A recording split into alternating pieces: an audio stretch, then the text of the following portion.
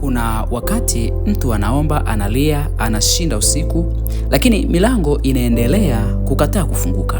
Kuna wakati nguvu za giza zinakuwa zimekaa kwenye familia, kwenye ndoa, kwenye afya, kwenye huduma, kwenye akili au kwenye mipango. Halafu mshangao unaojiuliza ni kwa nini mambo haya hayatiki?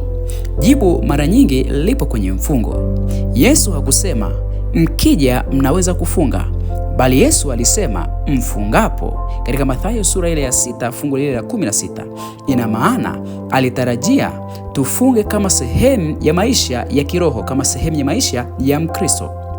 Mfungo ni silaha ya kiroho inayofungua milango ambayo maombi pekee yasingeweza kufungua, yanayovunja nira ambazo wakati mwingine maombi yasingeweza kuvunja peke yake. Inaleta ufunuo ambao macho ya kawaida yasingeweza kuyaona. Yesu kwa sehemu nyingine alisema namna hii haiwezekani bila kufunga na kuomba. Hasa leo tutaangalia aina 5 za mifungo yenye matokeo katika maisha, na hata hivyo tutapitia vielelezo vya Biblia na kuona huenda ikawa hata wewe inaweza ikakusaidia. Ungana nami mwanzo mpaka mwisho katika somo hili ambalo nina imani ya kwamba inaweza kusaidia na kuwa na mfungo unaoweza kuwa na matokeo. Namba 1, mfungo wa kuvunja nira. Hapa tunaona Israeli wakielekezwa katika Isaya sura ile ya 58 fungu la 6. Je, si mfungo niliochagua kuunguza vifungo vya uovu na kuvunja nira? Huu ni mfungo wa vita.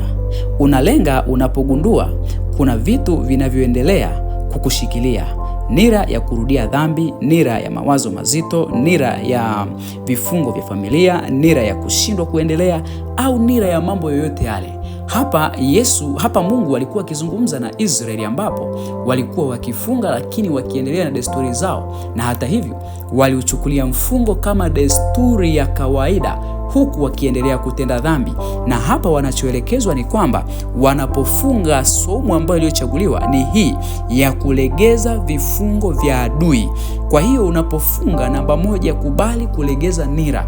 Kila chochote kile kinachoshikilia maisha yako, ndio wakati wa kukiangusha katika mfungo huo, katika sehemu hiyo ya kwanza. Kwa hiyo mfungo wenye matokeo namba 1 ni ule wa kutaka kuvunja vyovyote vile ambavyo vinavyokusumbua. Inaweza ikawa ni dhambi za kurudia, mawazo mabaya, vifungo katika familia, kushindwa kila nyakati, na mambo yote yale ambayo yanaweza kukuletea vikwazo katika safari yako ya kiroho. Huu ni mfungo namba 1 wenye matokeo, na Israeli walielekezwa kufanya somo hii. Kwanza, waachane na dhambi na wasifunge kama desturi, na hatimaye kufuata mapenzi yale, kukataa nira zote za uovu. Hata wewe unaweza ukafunga mfungo huu wa kukataa dhambi, kushinda dhambi. Inawezekana dhambi inakufanya unashindwa kila wakati. Unaweza ukafunga, Mungu akusaidia kushinda dhambi, na unaweza ukawa mfungo wenye matokeo sana katika maisha yako. Namba 2, mfungo wa kuomba uongozi. Hapa tunamwona Musa aliyefunga siku 40 katika kitabu cha Kutoka sura ile ya 34 fungu lile la 28 pale. Musa hakuwa akikimbia shida, alikuwa akitafuta maelekezo ya Mungu kwa taifa. Hakutaka kuongoza kwa akili zake mwenyewe, alitaka kuongozwa na ufunuo kutoka kwa Mungu. Hapa Musa aliomba uongozi, aliomba ufunuo, aliomba maono, aliomba kanuni za Mungu kwa ajili ya kuliongoza taifa. Na huu ni mfungo unaweza kuhusu wachungaji, viongozi, wajasiriamali wa kiroho. Hapa tunamaanisha wainjilisti na watu waliotoka katika huduma, vijana wanaotafuta kusudi la Mungu. Na hapa inamhusu mtu anayetaka kumuuliza Bwana, unataka nifanye nini? Au Bwana, unataka nifanye nini katika maisha yangu? Na hapa matokeo yake tunaona maono yataongezeka, mikakati huzaliwa, uongozi wa kiroho unajengeka, nchi nzima inapata sheria na maelekezo kutoka kwa Mungu. Kwa hiyo kabla hujafanya kitu, muulize Mungu, natamani nifanye nini? Huu ni mfungo wenye matokeo makubwa. Kumuuliza Mungu, je, unataka nifanye nini? Unataka nini Mungu nifanye kama kiongozi, kama mtumishi wako? Je, nifanye nini? Hapa ni kuhitaji maongozi ya Mungu. Namba 3, mfungo wa kumaliza mipango ya adui. Hapa tunamwona Esther ambaye alifunga siku 3 bila kula chochote. Katika kitabu kile cha Esther sura ile ya 4 fungu lile la 16 pale. Esther hakuwa anafunga ili kusikia sauti ya Mungu tu, alikuwa anafunga ili kuvunja mipango ya kifo kilichokuwa kimetangazwa kwa ajili ya Wayahudi. Hapa walikuwa wakiombea ukombozi wa taifa, kifo cha mipango ya shetani, lakini pia kugeuka kwa hatima.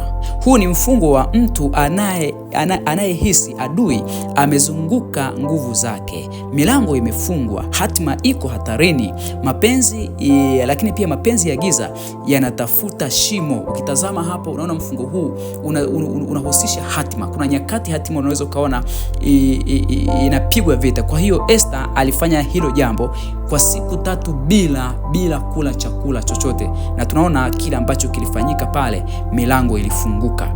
Lakini namba 4 ni mfungo wa urejesho wa neema. Hapa tunaona Yesu mwenyewe alifunga siku 40 jangwani. Yesu mwenyewe ni kielelezo, lakini tunaona matokeo ambayo Yesu aliyoyapata mara baada ya siku 40 katika ile Mathayo sura ile ya 4 fungu lile la kwanza mpaka la pili pale. Utaenda pia kusoma Luka sura 4 fungu lile la 14 mpaka Luka sura 4 fungu lile la 14 na kuendelea. Tunaona kile ambacho kilitokea ni nguvu za huduma ziliongezeka, neema, ushindi dhidi ya majaribu, na kuwekwa wakfu kwa ajili ya kazi. Sasa matokeo ambayo yaliyopatikana mara baada ya hapo, tunaona huduma ya Yesu ililipuka sana. Tunaona mapepo yalipiga kelele walipokutana na Yesu. Tunaona kwamba watu walipona walipokutana na Yesu. Injili ilitangazwa kwa mamlaka kwa kupitia Yesu Kristo. Kwa hiyo tambua, huu ni mfungo wa huduma, siku 40 ambazo tunaona zinafanyika. Kuna watu kadhaa waliofunga siku 40. Tunamuona Yesu, tunamuona Elia, tunamuona na Musa pia alifunga siku hizo 40. Namba 5, mfungo wa maombolezo au kutubu.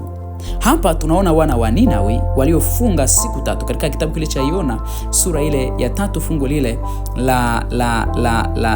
tunaona hapo tunaona mfalme wa Ninawi anaamuru taifa lote kufunga, hata wanyama, ili kuzuia hukumu ya Mungu.